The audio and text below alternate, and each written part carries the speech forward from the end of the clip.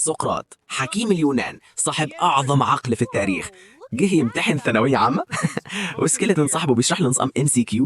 ما الذي يجعل الإجابة صحيحة؟ هل الصح مطلق؟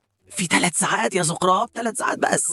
سقراط مش حاسس بأي ضغط. بدأ الامتحان، الطلبة بيكتبوا، الوقت بيجري، وسقراط بيفكر في السؤال الأول. عاصمة باريس. أثينا مدينتي. اختار أثينا عاصمة باريس بكل ثقة. ووصل لسؤال المقالة، أهمية التعليم، ده سؤالي. وبدأ يكتب وكتب وكتب وكتب، والطلبة خلصوا وراحوا وسقراط لسه بيكتب، والمراقب واقف جنبه وشاف 20 ورقة، كوم ورق في سؤال واحد عن أهمية التعليم.